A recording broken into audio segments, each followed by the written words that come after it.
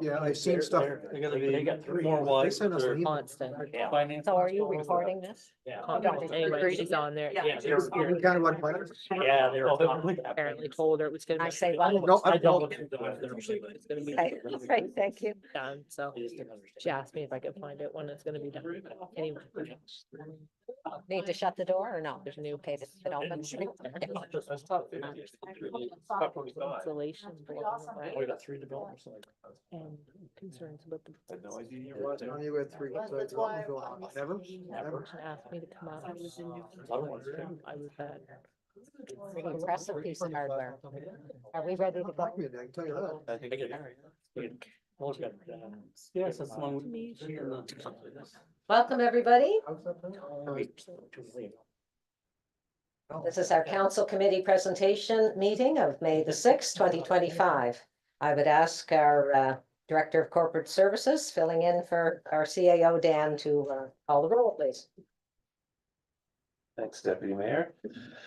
Deputy Mayor Sanderson, Present. Mayor Blair, Present.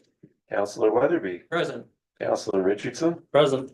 Councillor Cooper, Present. Councillor Johnson, Present. Councillor Leggett sends regrets, Councillor Marcel, Present. Councillor Patton sends regrets, Councillor Benoit, Present. Councillor Fletcher, Present. Councillor Kennedy. Okay, we have quorum. Thank you, Scott. In peace and friendship and in the spirit of truth and reconciliation, I acknowledge that we are in Mi'kma'ki, the ancestral and unceded territory of the Mi'kmaq people. We'll begin our presentations tonight with a presentation from an organization called 12 Neighbours. And this is an organization out of near the Fredericton area. And I really want to thank Marcel LeBrun for joining us. We've been trying for a while to get this presentation before council, and I'm thrilled to have you here today. So I will turn it over to you, Marcel, if you want to give yourself an introduction and then tell us about your project. Great, thank you, and good evening, everybody from Fredericton.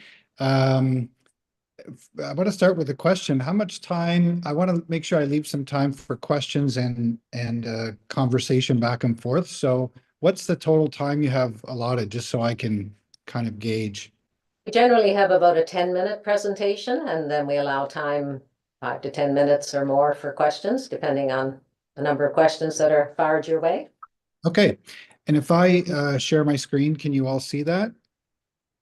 Should be. You Or, can try. We don't see it yet. oh, yeah, I haven't shared it yet, but Okay. if I do this, Yeah. Can you see? You can see it, but it's very small. It's quite small. That's on our end, that's not. So And I'm going to go to full screen here. Is that any better? yeah, that's better. Okay, I'm going to just go, I'm not going to do every slide in here, but I'm going to start off with, so my name is Marcel LeBrun. I've been a maritimer since I was 12 years old, and I mostly been a software entrepreneur most of my career, but I changed gears a little bit in 2015 and started asking this question: how do we sustainably address systemic challenges like poverty and homelessness? And I kind of got captured with this idea that a lot of the interventions that we were applying tend to meet a flywheel of needs that just gets faster and faster. And it was a little bit inspired by actually a conference I went to a number of years ago with a speaker called Rick Tobias from St. John, and the conference was in Halifax. And he was the CEO of Yonge Street Mission in Toronto for 30 years and had recently retired. He's since passed.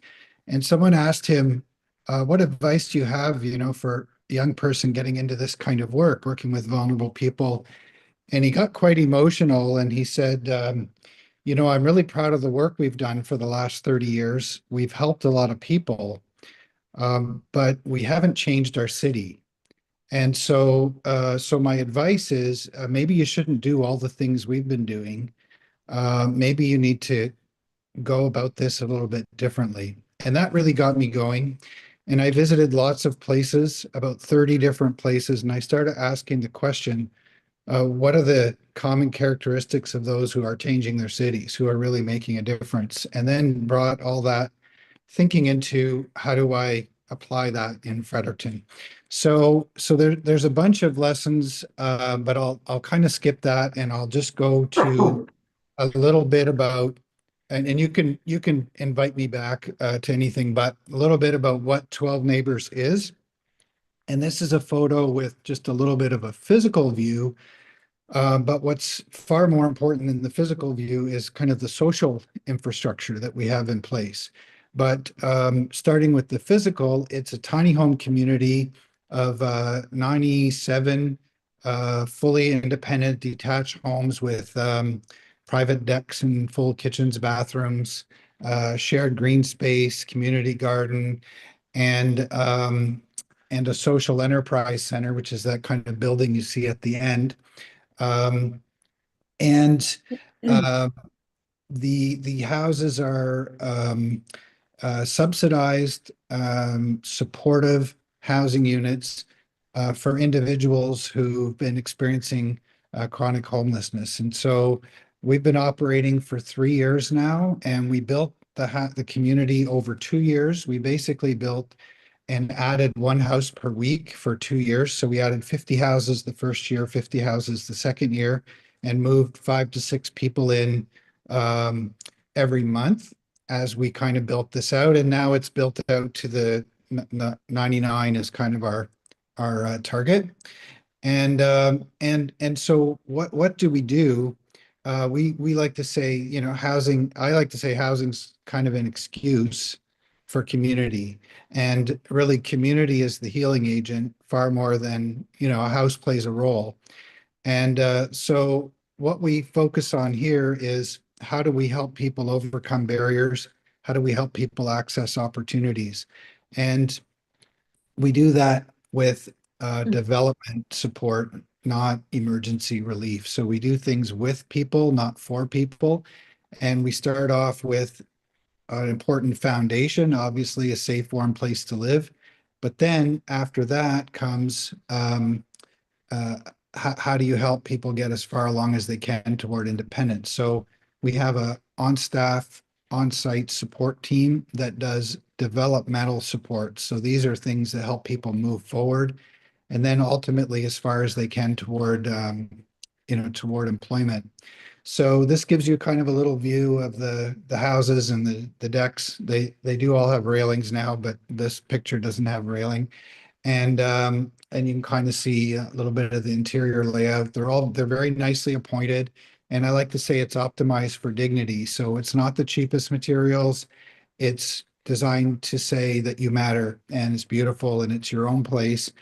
And one of the benefits of detached tiny homes is you can house individuals who might otherwise have complexities of living on the sixth floor of a building or negotiating kind of shared entryways and shared hallways and these kinds of things. So you can be much more independent. And then the support team, there's lots of details in this, but in a nutshell, it's a very comprehensive. So we look at what are all the things that you might want to work on to achieve what you consider to be a full life. And it's very person-centric, it's very trauma-informed, and it's very it's all invitational. So no one has to do this, but we invite people into all the opportunities that we have. And so if they want to work on physical health, or they want to work on managing money, or they want to work on employment or substance use recovery, you know, our community facilitators, we call them, come alongside and help work out a plan and what do we want to work on next. And so that's a investment that we make. And then ultimately, when I think about two of the key transformative things, it's identity and purpose. And so with the personal development support, it's really about helping people with identity transformation, which might have started with a I am less than, kind of view. And then purpose is, if you're living outside, you're spending a lot of time on very purposeful things, just surviving, and you're doing things that are very important. And then you get housed, and now you're sitting there with your own thoughts. And you have to have something to do, or you'll have a very rapid decline in mental health.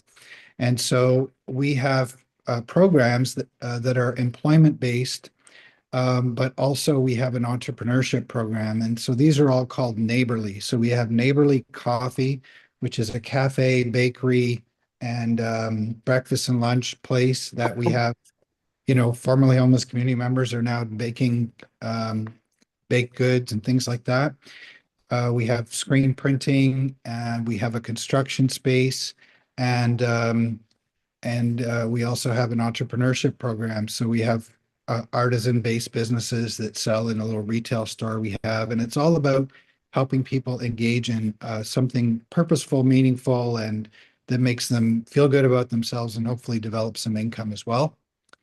And this gives you a little photo of the front that shows the Social Enterprise Center. That front is where the cafe is, and you can see below a picture of the cafe. And it's become quite a popular spot in Fredericton.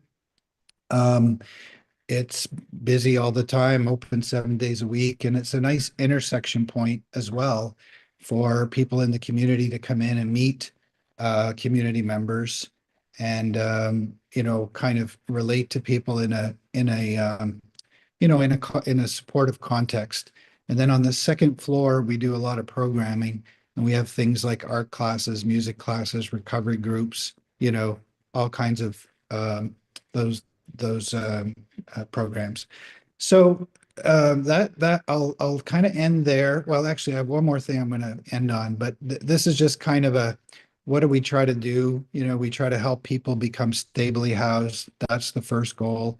Then one of the social determinants of health is your social connectedness, positive, healthy relationships. So we try to grow those.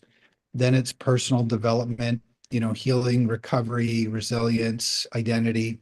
And then it's increase employability. And so that's kind of, the spectrum of what we try to do. And then my last thought is when we think about this whole thing and say, well, this is all good and well, but what does it cost to do this?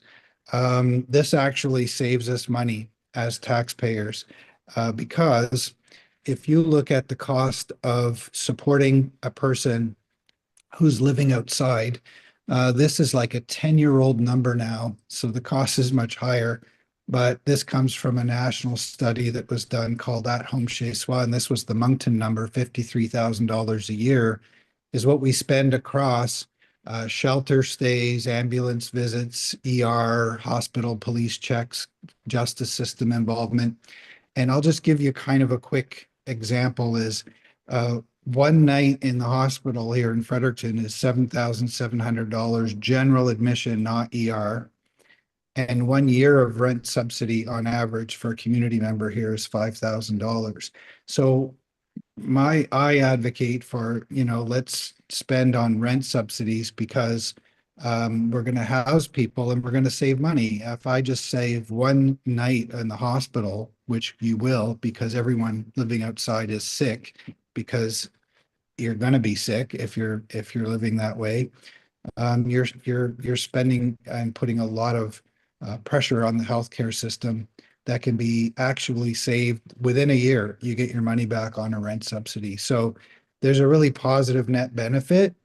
The other thing is and I have a paper on this that I've kind of collected from research I've done, but the most evidence-based action any community can take to reduce crime and increase public safety is supportive housing, even more so than increasing policing. I'm not against policing. You have to have it. It's very valuable, but dialing that up relative to doing supportive housing, we actually, there's peer-reviewed double-blind studies that were done in Portland, in Seattle, in Vancouver, in actually Portland, Maine, in New York, that showed significant crime decreases, particularly from prolific offenders. who most of whom tend to be homeless, that can be reduced through supportive housing. So I'll leave it at that. And happy to, oh, and the one more quick thing is one of our social enterprises is called Neighborly Homes. And Neighborly Homes is a new model that so our houses that that we built, the average home, affordable home price across the country is about $350,000. We built these for about 80, including all the water, sewer, storm, road work and all that. So about a third, quarter to a third of the cost.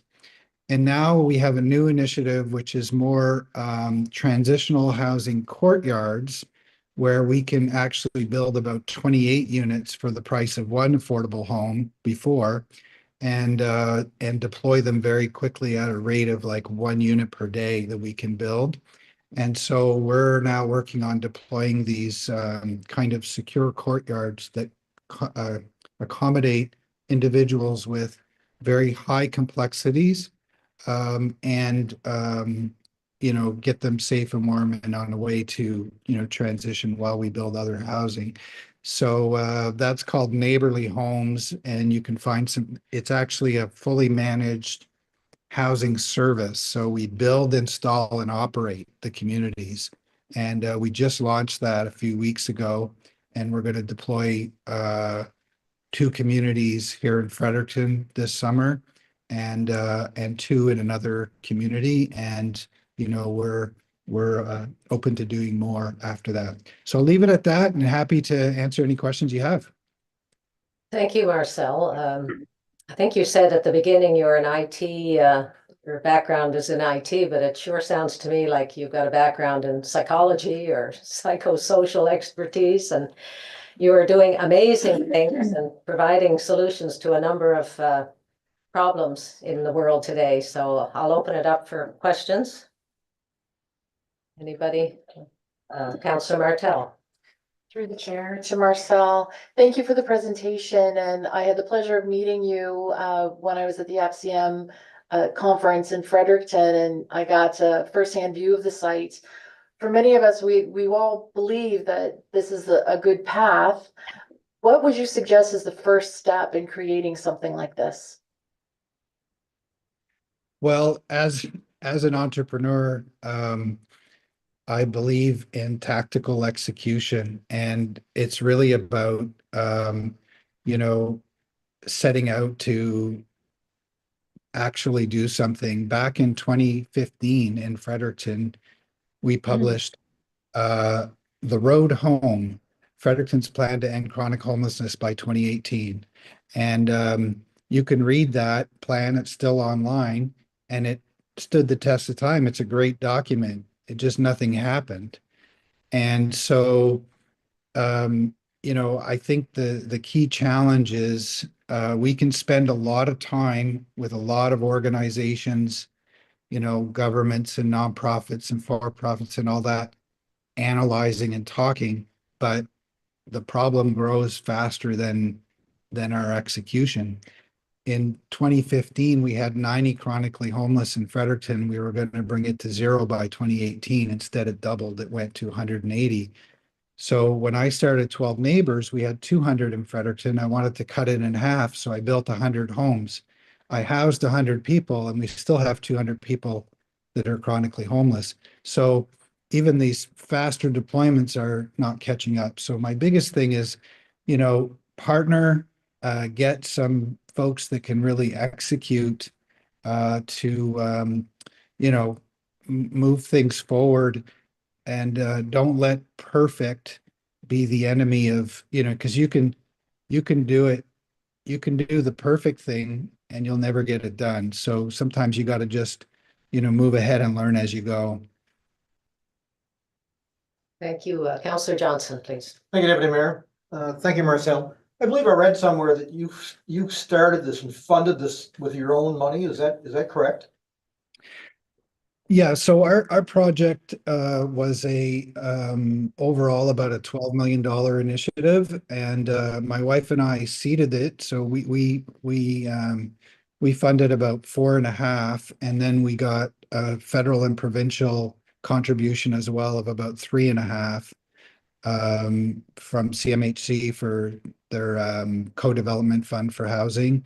And then we tapped into the province's affordable rental housing program, which is where the rent subsidy program comes from. So roughly speaking, a third, a third, a third. But basically, I started this without having any commitment from any of the funding, and just kind of pulled it along behind me. So yeah. So if I may, so kudos to you. I kind of knew that, but I guess you answered my second part of the question where did you get from, or how did you get from where you were to the next level with extra funding? So obviously that was provincial and federal support after that. Yeah. Yeah, and that's right, federal and provincial. And there's for example, there's a community in St. John called Sunnyside that's has a group of people that are working to replicate what we're doing here with the same model. And that community will be owned and operated by the United Way.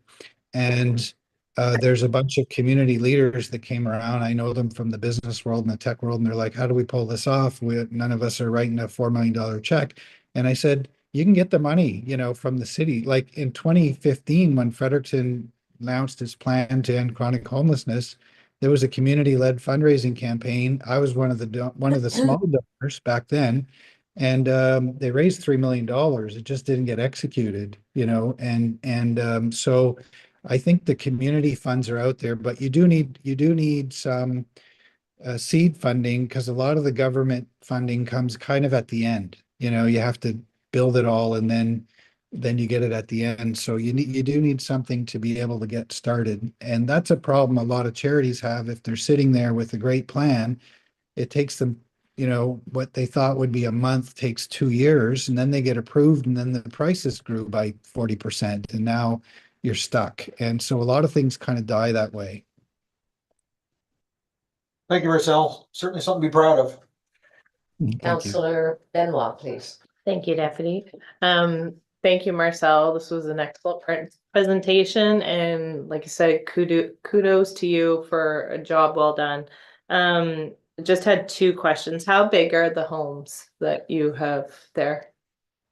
There's two sizes, but they're roughly 11 by 28, so about 200 square feet. Okay, and they're just, I'm assuming, just like one bedroom, or is it all open concept?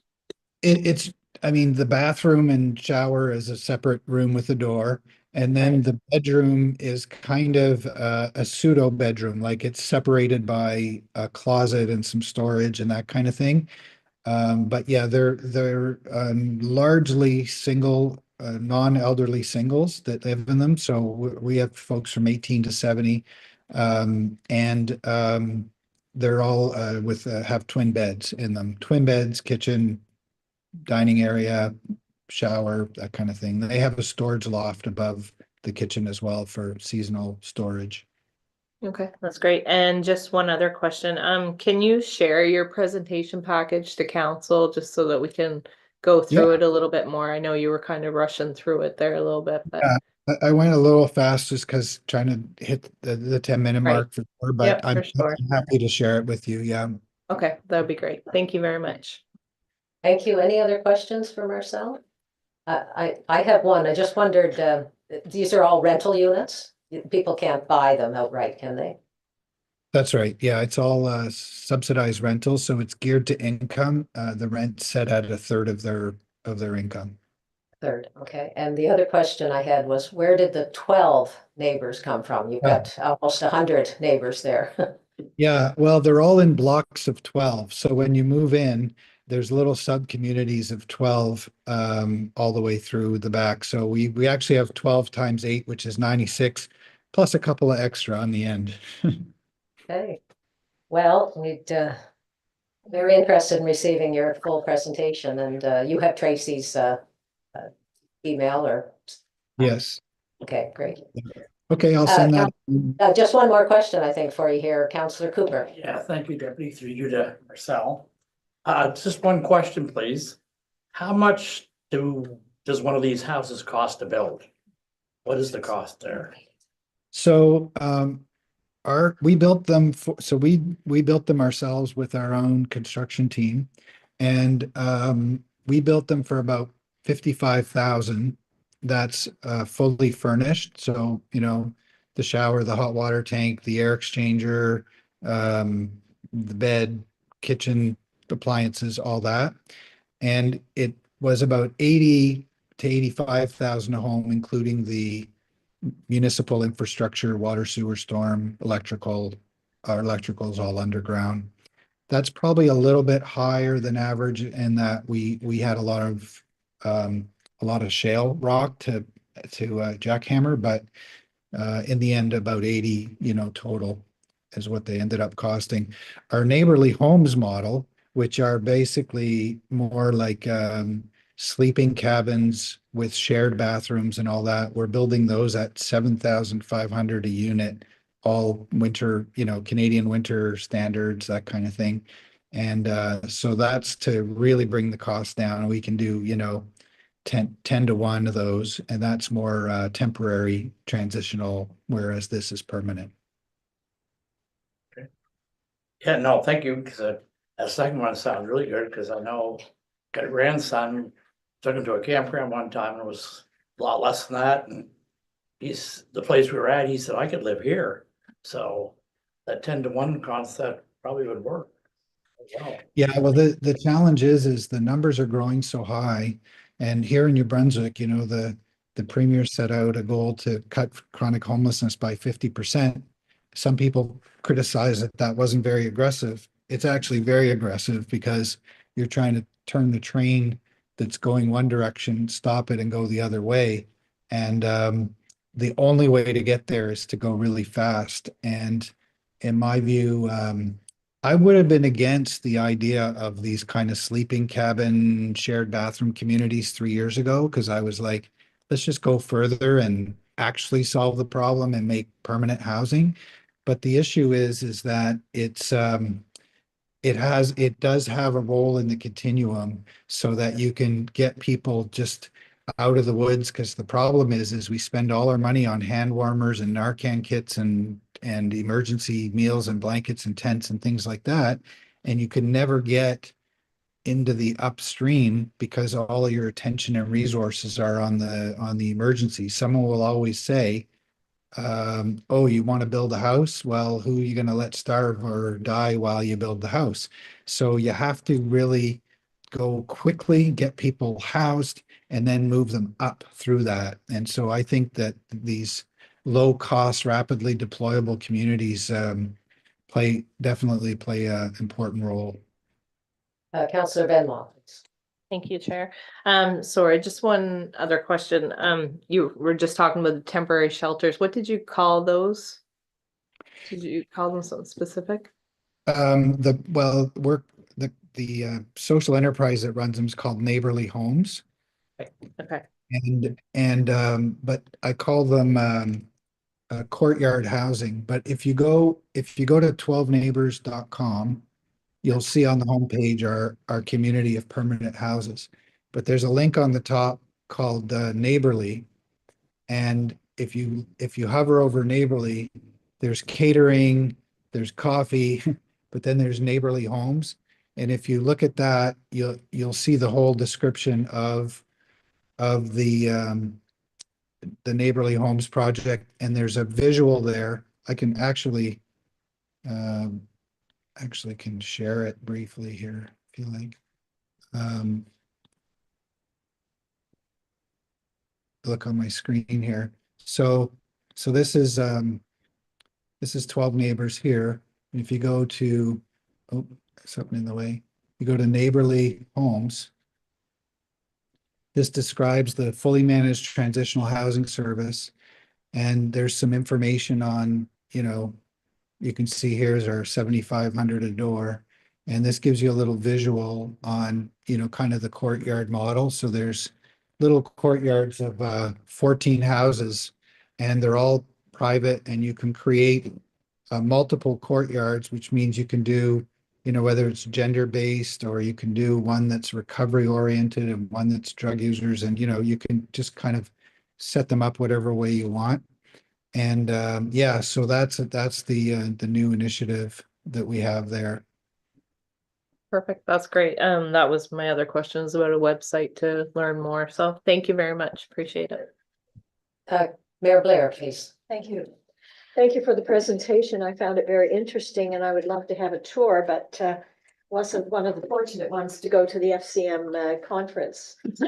I'm Well, anytime wondering, you're driving by, come on in. You know, we're always looking for ways to keep people from driving past the city, so. we do the same thing here in Central Nova Scotia.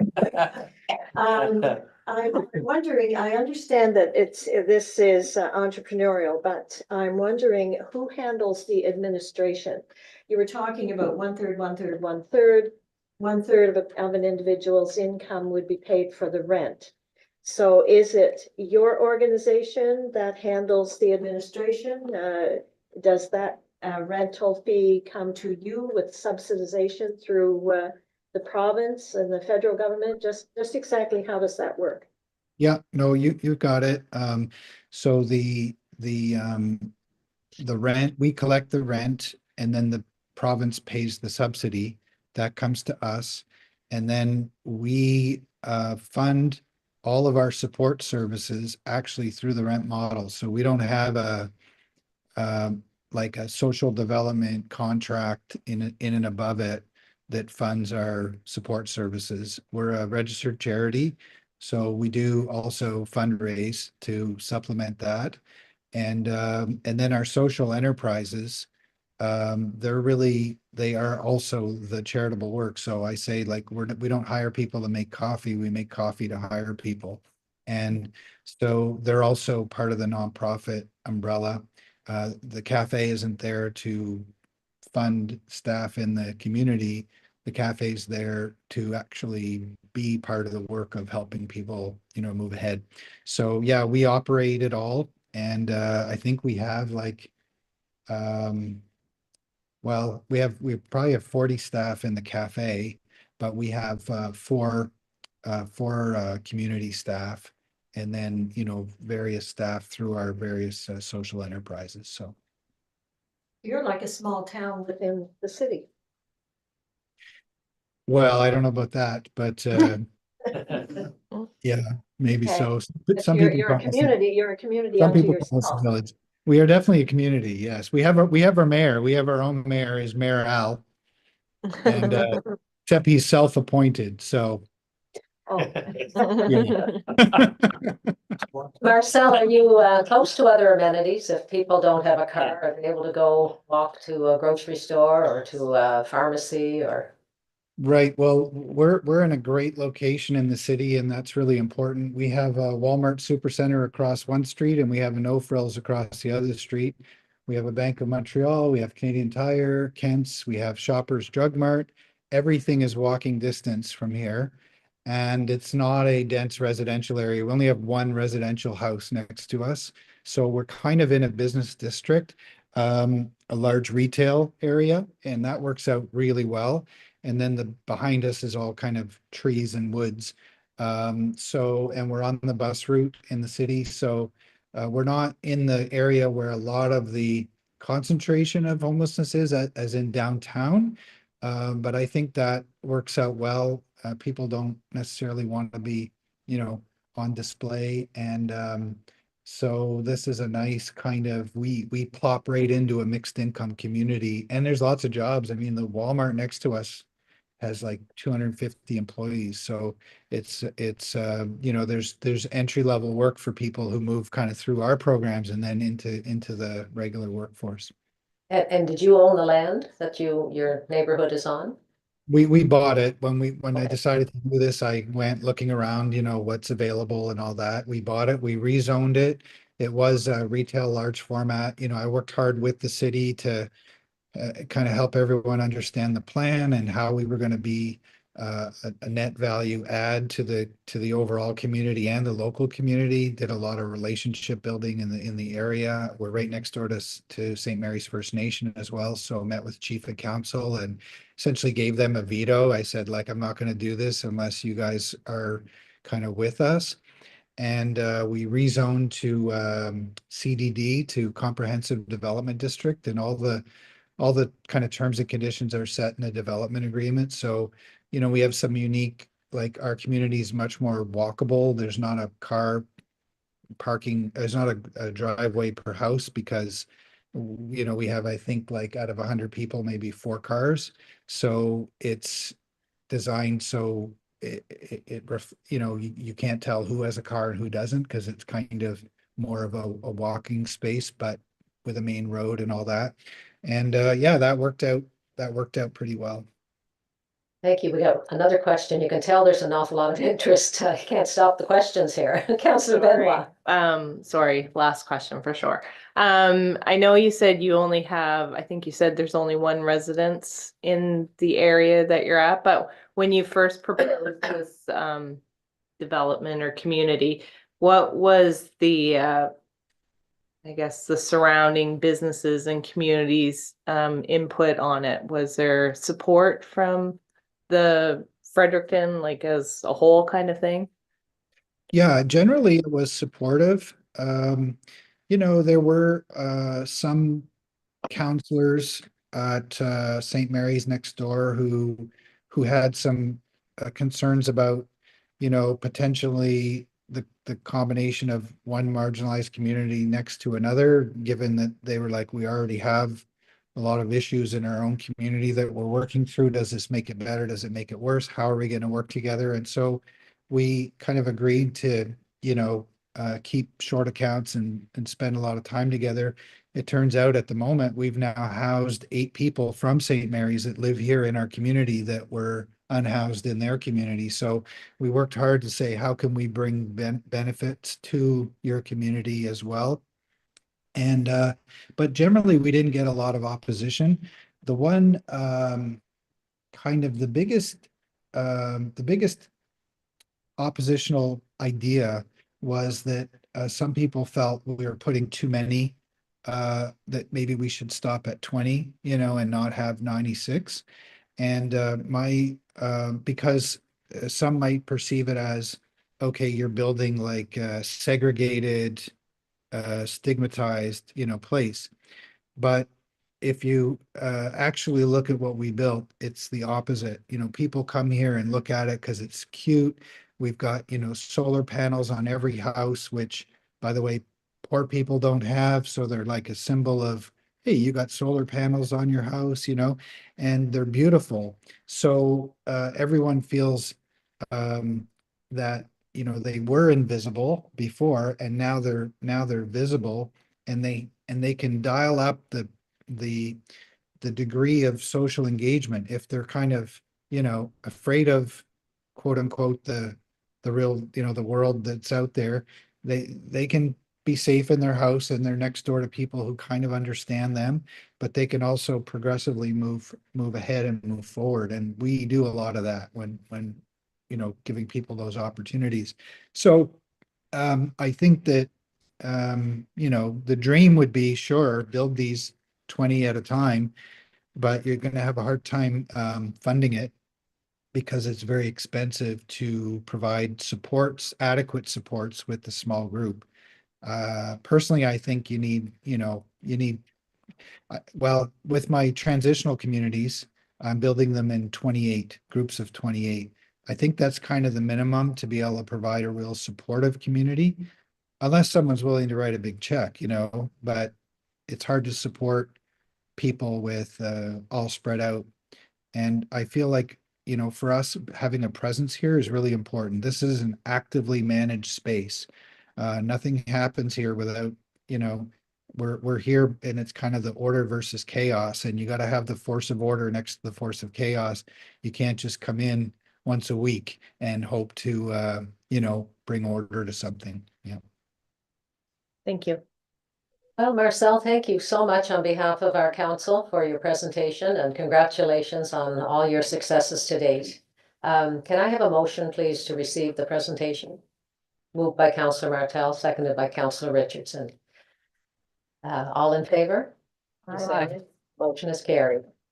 Thank you, Marcel, and if we ever get the chance to be close by, we'll definitely check in and see if we can get a tour. Come on by, great coffee, great sourdough bread, and great people. there. That- Okay, thank you very much. Have a good night. Much. Okay, bye-bye. Bye. And get sour. Madam Chair, Tracy advised that they were going to be sending their presentation post Oh, perfect, the in-person presentation. perfect, thank you. All right, we're moving right along now, and we've got a presentation from Jeff Mercer, Executive Director and Chief Librarian at the Colchester-East Hants Public Library. Welcome, Jeff, and the floor is yours. You know if this is actually on or not? A little red button at the bottom right. There we go. Well. Okay. Well, Mayor, Council, thank you for having me this evening. Yeah, I won't also take up too much of your time, hopefully. I just want to point out a couple of things to start. One, you might notice a brand new logo. And as the mayor and Councillor Martell and Charlene and Mike know, we're celebrating 75 years as a region this year, and we had a celebration at Tatamagouche just this past Saturday. So we have a brand new logo to celebrate.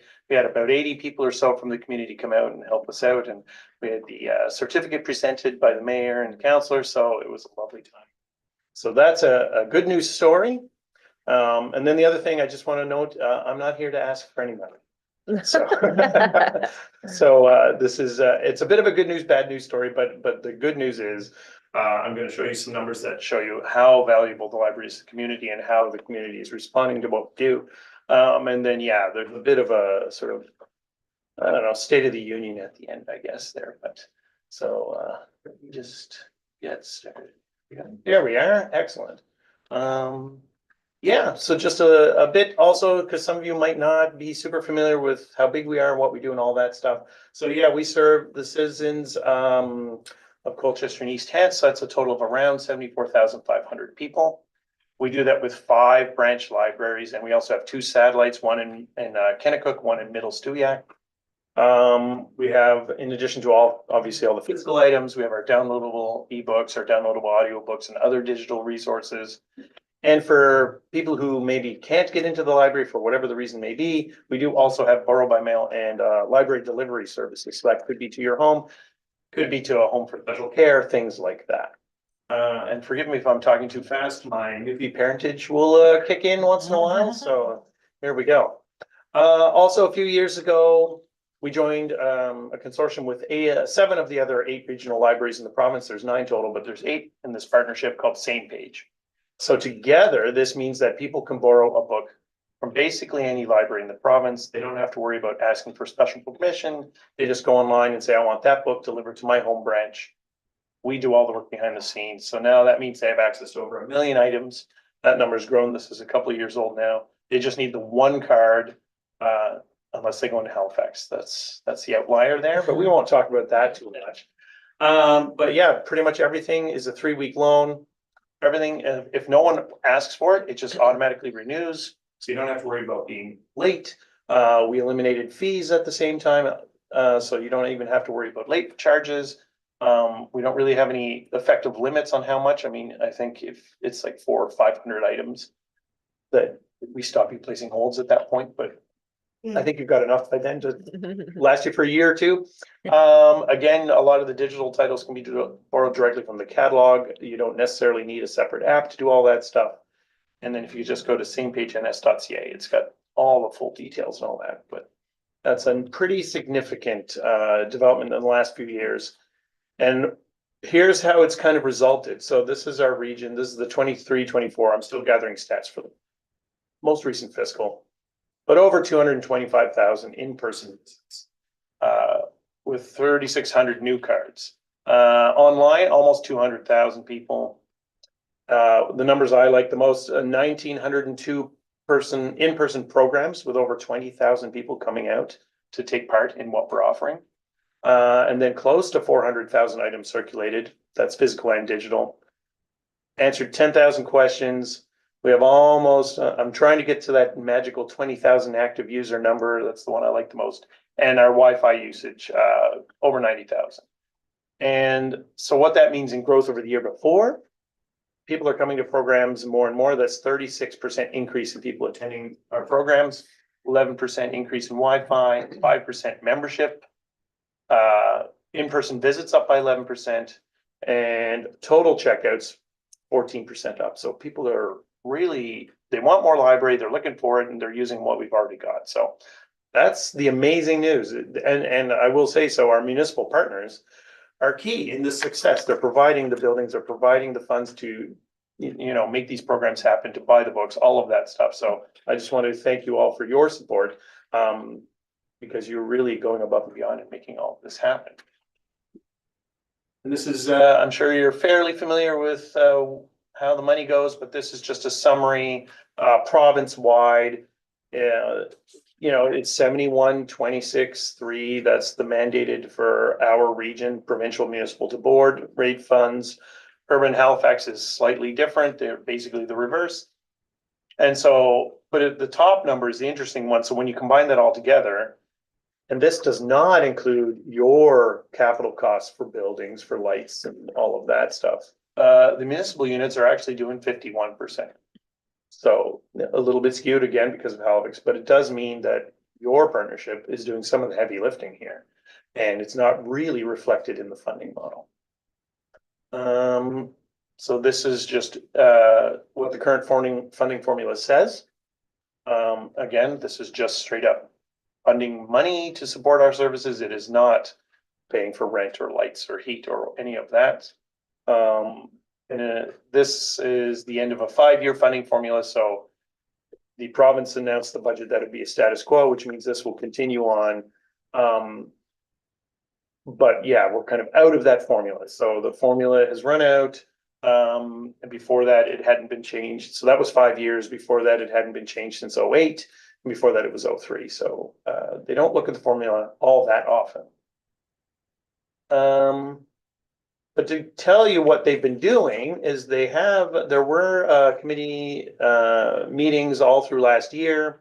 They involved municipal partners, they involved library partners. There were government staffers as well as some of officials there. So they did a lot of research, they did consultations with community, and they were trying to figure out what might be a good next step. They were looking at stuff like salary, collections, and technology as the top 3 priorities.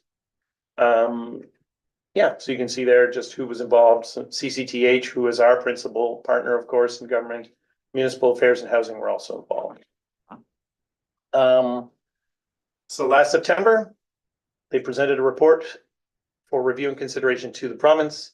And then elections happened. So when they were in caretaker mode, it just kind of sat there for a while. So, and now we have a new minister, new budget, and they didn't say anything about this week, but we haven't heard anything officially. So we are still optimistic. We are hopeful that we can work with government to get to a resolution that recognizes what libraries do in communities, the role that municipal partners are playing, and we're looking forward to continuing that discussion and hopefully getting to some sort of plan, ideally with some immediate money.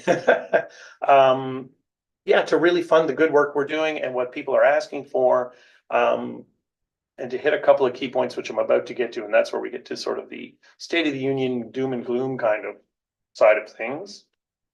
So yeah, these are some of the harder numbers. In Colchester, living wage is $24, and in Hants it's $26.20. I got those numbers from the Canadian Centre for Policy Alternatives Nova Scotia office.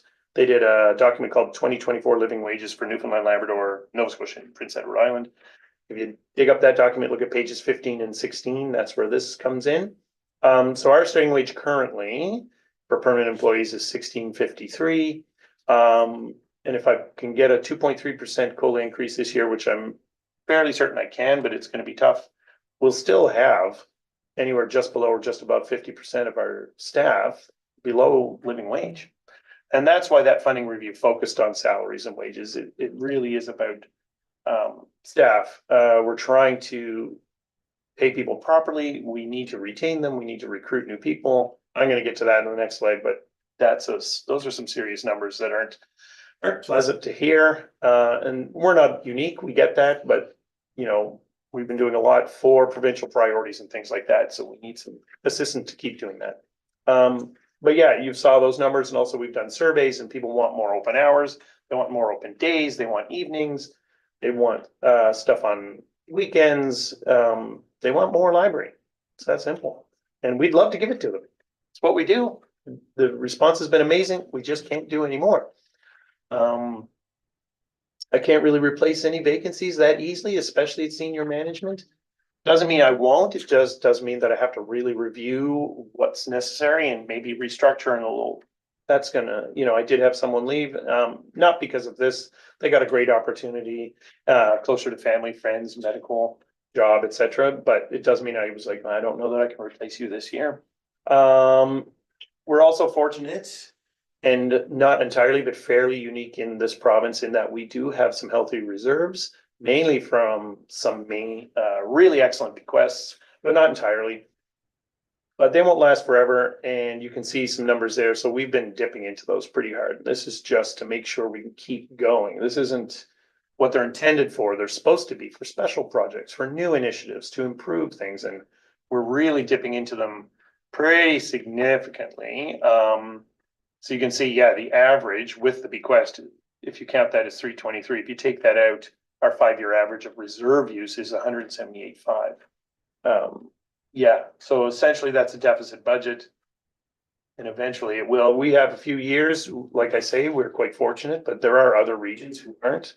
They're already looking at fewer open hours, closing branches, possible staff layouts, things like that.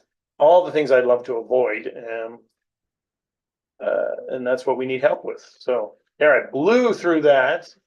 But it's not all doom and gloom. We are doing great work. The public is responding. Our municipal partners are helping out greatly. So this is really what I'm asking. I'm just asking for you to have dialogue with your other municipal colleagues and advocate for libraries and library service and the funding review with the province. We don't know where it's at. We'd love to help continue moving it forward. And we hope that your voice will get them to just pick up the pace a little bit, I guess, and maybe get to the outcome that we'd love to see. Thank you, Jeff. Are there any questions for Jeff?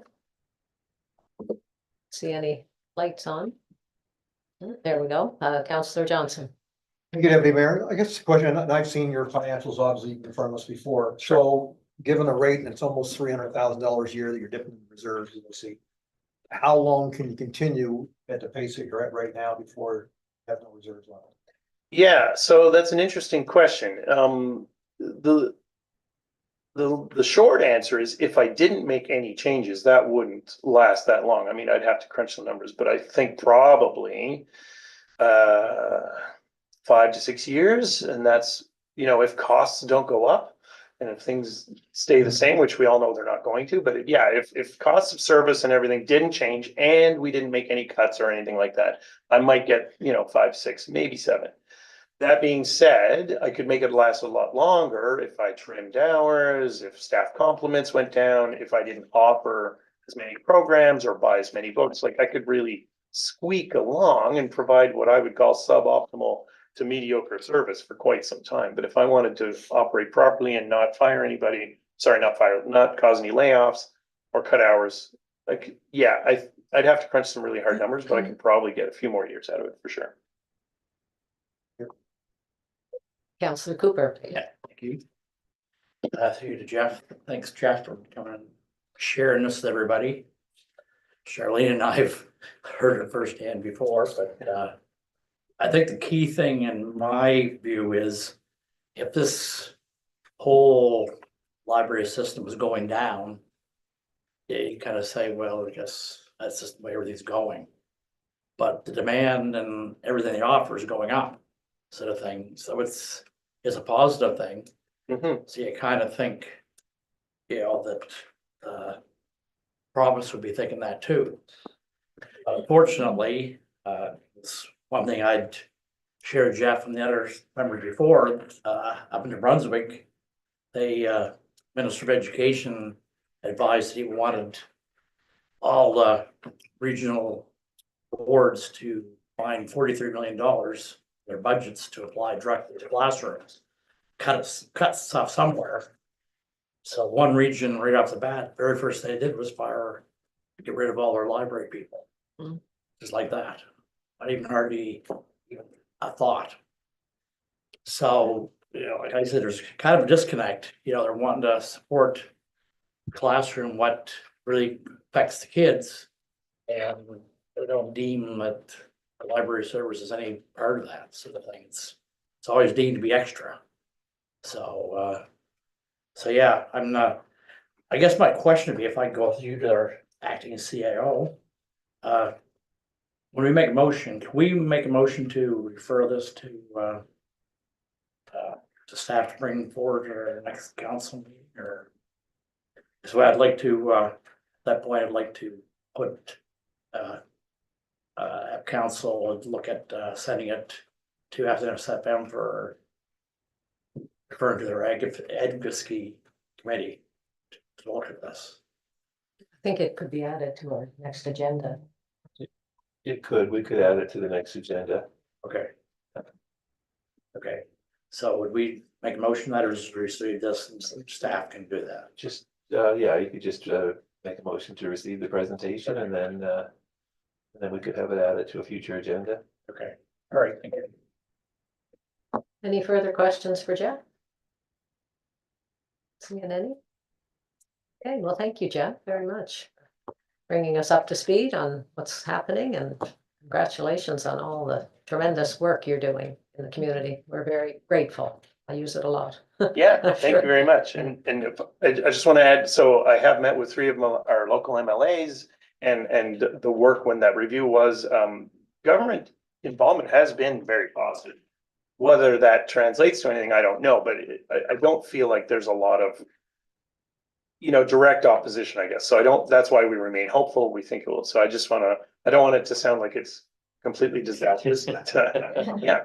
But thank you very much. Thank you. Can I have a motion then to receive the presentation? Moved by Councillor Cooper, seconded by Councillor Fletcher. All in favor, say aye. Aye. Contrary-minded, motion is carried. And I guess that's it for presentations. Can I have a motion to adjourn, please? Moved by Councillor Benoit. Motion is adjourned, or the meeting is adjourned at 6:55. Thank you, everyone. Thank you, Jeff. Any relation to, No, happy to do anything. are you related to Rick Mercer? Well, I mean, not close enough for it to count. Okay. Like me with the airplanes. Yeah, no. Paid a Rest footnote all for the most of money. my family are still on the block, so somebody must be there. Yeah. Can't make a call and get any money. That's- Oh, I know. It's been quite a change, hasn't it?